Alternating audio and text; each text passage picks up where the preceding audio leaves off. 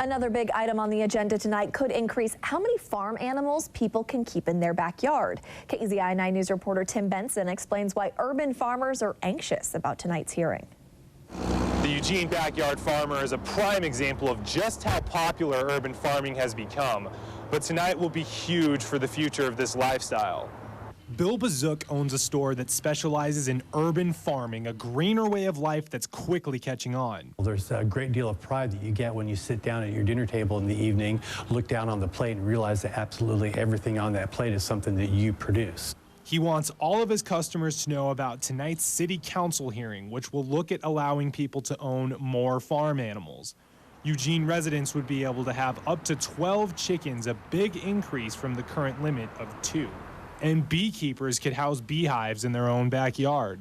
They recognize that so many more people are raising their own food in their own backyard, and it's important to have regulations that match up with the reality of what's happening. Some of the plans from the city will require farmers to build enclosed shelters for the animals. Certain animals like roosters would be banned from urban homes.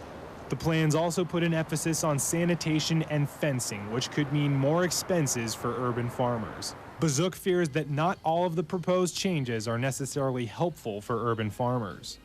Unfortunately, there are some issues with the way the regulations are written that can be perhaps more restrictive to urban farming than the intention originally was.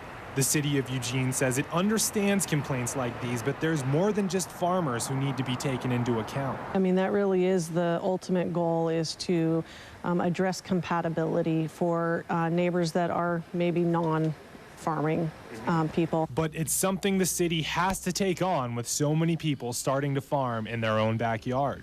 There's no denying the growth of urban farming in the area, and these farmers plan on having their voices heard at tonight's hearing. In Eugene, Tim Benson, KEZI 9 News.